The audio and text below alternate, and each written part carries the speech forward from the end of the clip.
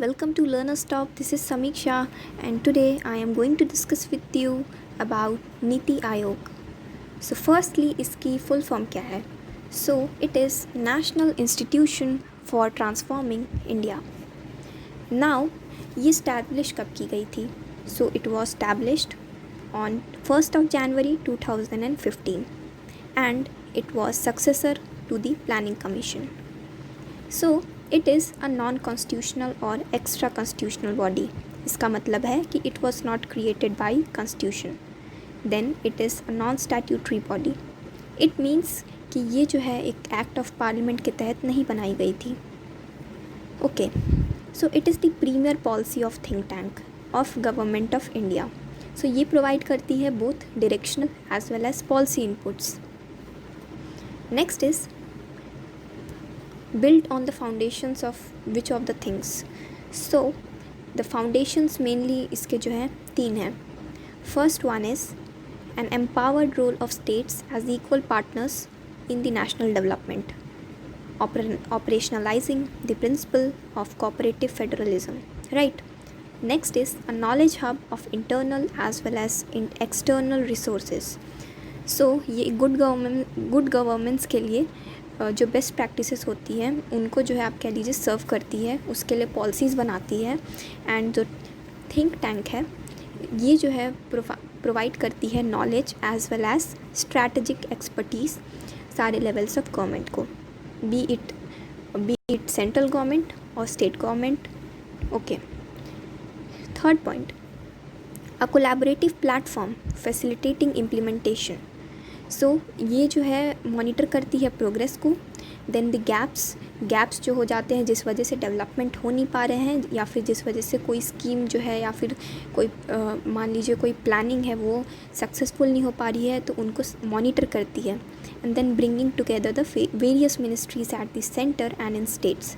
So obviously this is one of the basic foundation कि कैसे centre और state को हैंड इन हैंड चलाया जाए, जिससे कि दोनों के लिए जो पॉलिसीज़ फॉर्मुलेट हो रही हैं वो सबको अच्छे से प्रॉफिट उसकी. In the joint pursuit of developmental goals. So obviously joint pursuit है यहाँ पे बिकॉज नेशन की ओवरऑल डेवलपमेंट की बात हो रही है. Next is words of Arun Jaitley. So the 65-year-old planning commission had become a redundant organization. So what do you mean by redundant? It means which is not wanted. So why planning commission is not wanted? So it was relevant in a command economy structure but not any longer. क्यों?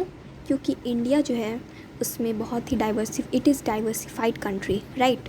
सारे states के अलग अलग phases हैं development के, सबके अपने अपने स्ट्रेंथ्स हैं, वीकनेसेस हैं. So we cannot formulate one policy and apply it to all for the development. We need to have different policies. We need to have, you can say, different plans for each and every state as per their weaknesses and strengths. So in this context, a one-size-fits-all approach to economic planning is obsolete, obviously. Then it cannot make India competitive in today's global economy. So ये थे words Arun Jaitley के. Next is composition. इसके chairperson है prime minister of India. Then governing council. So जितने CMs हैं states के and union territories के, along with legislatures and the other union territories, उनके lieutenant governors, they are all part of this council, governing council. Then regional council. So it is form to address specific issues, ठीक है, या जो कि impact करती है किसी एक से ज़्यादा स्टेट को या फिर किसी एक से ज़्यादा रीजन को. So more than one state or a region. Special invitees. So they are experts, specialists and practitioners with relevant domain knowledge as special invitees nominated by Prime Minister. Lastly, full-time organizational framework. इसमें vice chairperson होते हैं जो appoint किए जाते हैं prime minister के द्वारा, and he enjoys the rank of cabinet minister. Then there are full time members also. They enjoy the rank of ministers of state. Then there are part-time members. So maximum 2 होते हैं इसमें, जो कि leading university या research organisation या फिर किसी other relevant institutions में एक आप कह लीजिए उनसे जुड़े होते हैं. सो उसके बाद एक्स ऑफिशियो मेंबर्स होते हैं इसमें, सो इसमें मैक्सिमम 4 हो सकते हैं, and they are members of union council of ministers, ठीक है, और ये भी पीएम के द्वारा नॉमिनेट किए जाते हैं. Then chief executive officer, so he is also appointed by PM and for a fixed tenure, so in the rank of secretary to the government of India. And then lastly secretariat, so it is as deemed necessary, so it means कि ये एक important part है, right? So it is a necessary part. Now specialized wings, so mainly 3 होते हैं इसमें.